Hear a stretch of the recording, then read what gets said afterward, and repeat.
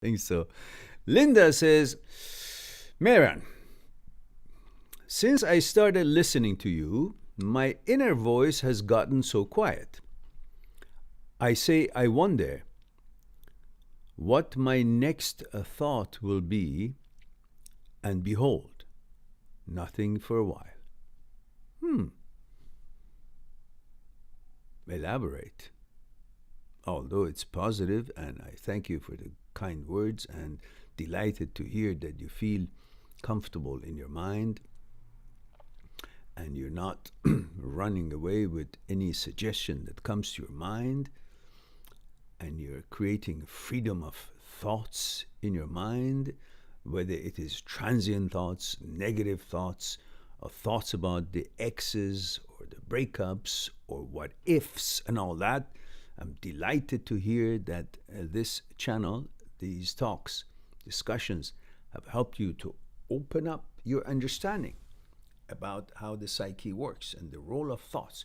Millions and millions, if not billions, and if not every single person on this earth, all 7 billion of us, have and are constantly attacked by transient thoughts, looping thoughts.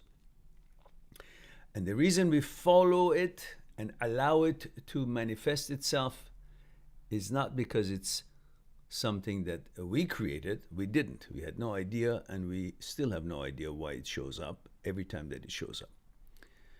So it has nothing to do with you when a transient thoughts or negative thoughts or looping thoughts or an if thoughts or a question of some kind, a suggestion of kind shows up in your head.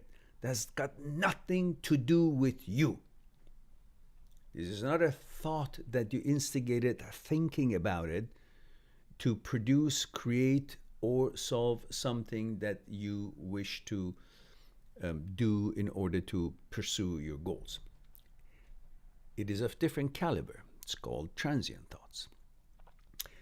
And these thoughts, when they appear, they have nothing to do with you. They have nothing to do with the questions that it poses, nothing to do with how good you are, how bad you are, nothing to do with your sexuality, with your gender, nothing to do with anything other than the fact that they have randomly appeared due to many other possible glitches and reasons and the way that the brain functions. And we have discussed that in our discussions in videos discussing negative thoughts, transient thoughts. And of course, in my book, Transient Thoughts and Me, which you can find it on my site, mindthatseekstruth.com, lots of discussion on that, many chapters. We've discussed different angles of it. One thing that you have to realize and remember forever, when thoughts appear in your head, that's a job of the mind. That's why it's there. It's a thought-producing mechanism. And it is on autopilot. It has got nothing to do with you.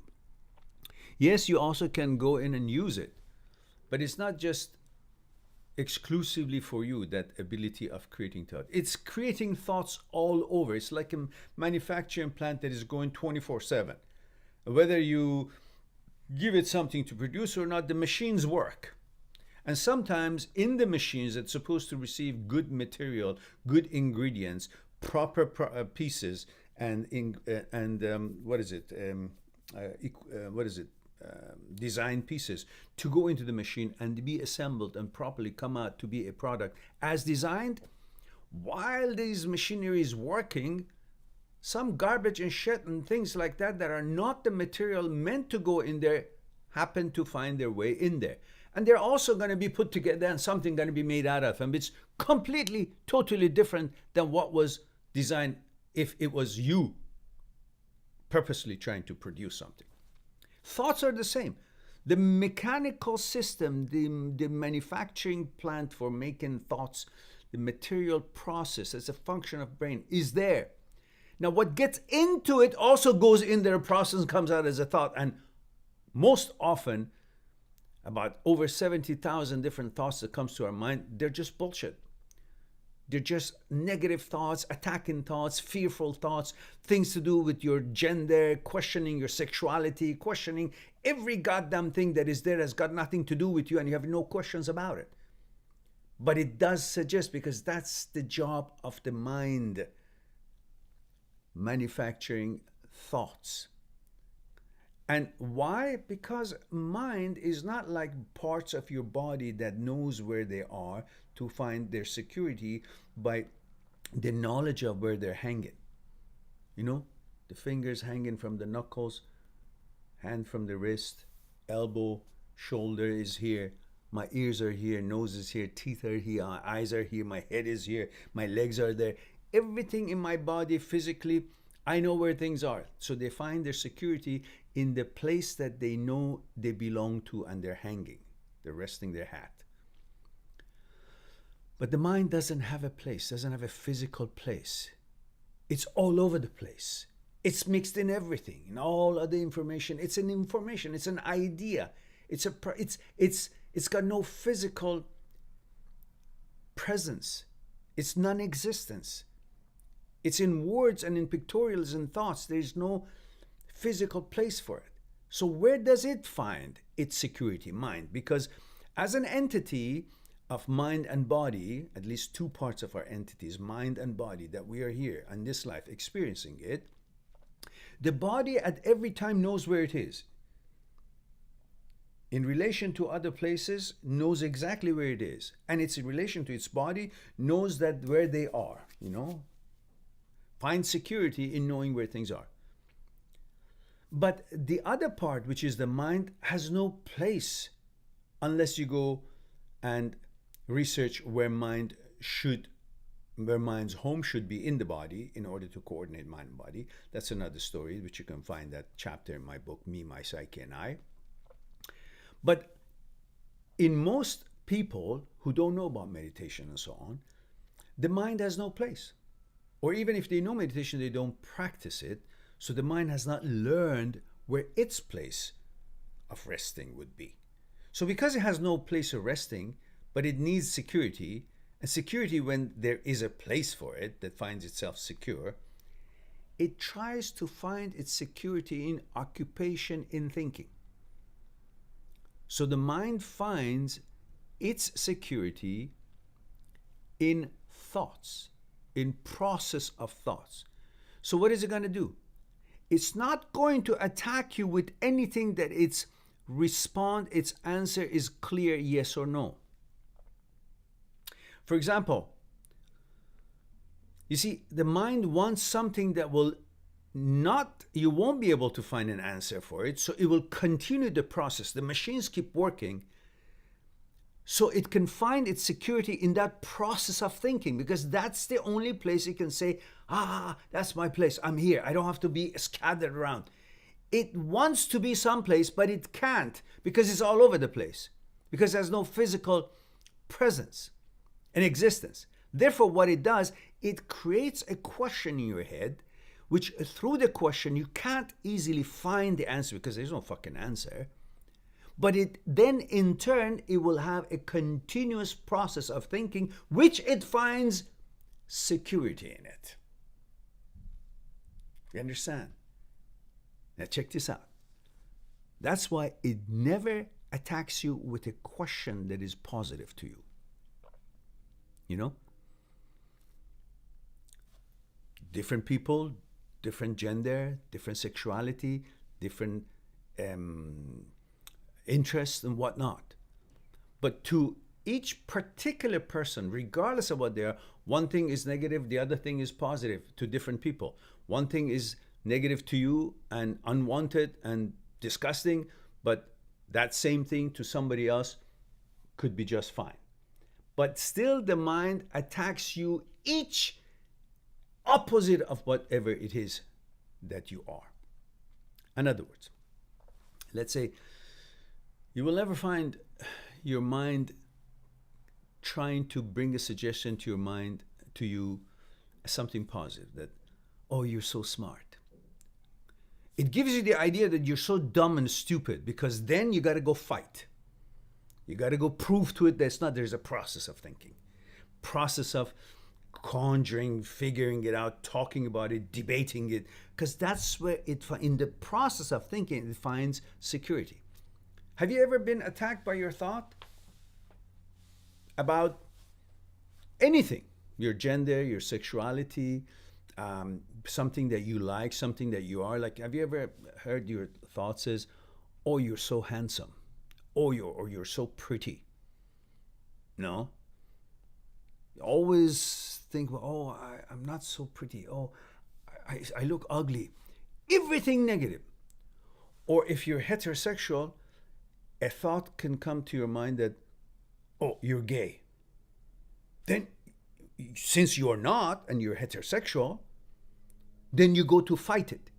You go to why do you say that? This idea of combating something that is not suitable to you keeps the thinking process, which in turn the thought that is not disciplined, transient thoughts is not disciplined, finds security, involvements, finds consumption of that energy. And because that energy is used and creates that anger to you and creates that uncomfortable annoyance to you, and you continue that all day because there's no answer to it, because it's just a bogus accusation from your thought to you. Whatever your gender is, it will attack you with the reverse of it. And then this continues, this anger, this uncomfortable feeling. And because there is no answer to it, it continues for a while, and you become conditioned to be angry, to be uncomfortable. So every morning that you get up, because you've been thinking about these sort of questions and other questions that the thought brings to you that is not accurate about you, could be accurate about somebody else, but that doesn't attack them with that. It attacks them with something that they're not. It never attacks you with what you're pleased with. That's why the transient thoughts are annoying. And because this continues, and you've been doing that all day long, you sleep angry, you get up angry, and after a while, you constantly have some feeling of something is wrong as soon as you open your eyes, because you've been having that feeling when you sleep and that fear when you get up. I got to deal with that again. But there is nothing to find the answer. The reason that you feel this way is because you are now buying into the suggestion that the mind has made, and you think it's your thoughts. Most thoughts, unless you instigate to solve something and produce something, create something, it's not your thoughts. It's just a thought. But because it happens in your brain, you think it's my thought. Therefore, it has credibility. Therefore, it's truth. Therefore, it's judgment. Therefore, it's me. I have to now figure out why, because I'm not that, I'm not this way, I'm not that way, whatever it is. And you try to combat it. That creates that constant discussion. So voices in your head, debating. And that creates frustration, tension. And eventually, that becomes your conditioning, becomes habitual. And that same anger brings same energy, same energy creates same thoughts, considering brings about the memory of same reasons, same questions, and then again it brings same energy and same debates, and constantly it becomes habitual to you, and you're conditioning yourself in this way to be angry, frustrated, and never find an answer, because there's no answer. There's nothing wrong with you. You are who you are, whatever you are, and you know it, and you're comfortable and you're great with it. But the mind's business is to create these attacks in the form of transient thoughts, because it needs a place. It has no place. It's like a gypsy. It's all over the place. But in order for it to be where you are, it needs to have a focusing ability. And it's not been taught how to focus. So therefore, it finds its focus in an order. And although these sort of thinking is a continuous, repetitious thinking of disorder, it's a disorder because it's an attack, it's an accusation. It's a fight. But it finds its order in a disorder. And through this, it creates a certain kind of a routine, a certain kind of a security for itself, a place for itself, a concentration area for itself. Otherwise, it's all over the place. It doesn't know how to concentrate unless you teach it, which is in my book, Me, My Psyche, and I. There's a meditation, concentration, and mind needs a home. And it talks about where in the body mind needs to be trained to be there so it won't be everywhere around and to create transient thoughts more and more. So for you to remedy this is to have to understand, you have to understand thoughts are not facts. Thoughts have no credibility. Thoughts are simply that, have no worth, have no value, you have no reason to pay attention to them. By paying attention to them, you're giving them existence. You're giving them life, like the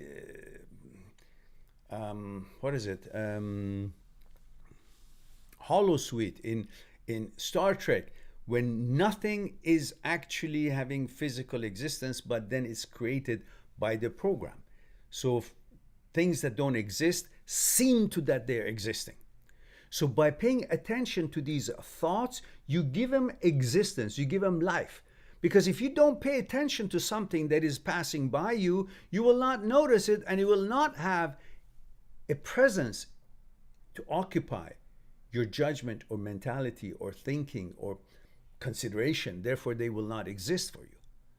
If you're in a museum, as long as you're looking at that Mona Lisa picture, painting, well, it exists, but when you turn around, you can't see it. Thoughts the same. If you ignore them, knowing that they have no importance whatsoever, they will not exist. They will not come to life. They will not occupy your mind. They will not go on, the voices in your head, and you will not be engaged in a debate with them.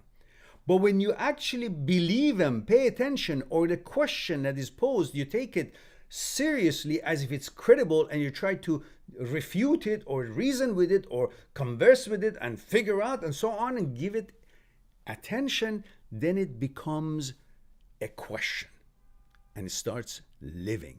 It will find a life. And that is the job, that is the purpose of thought.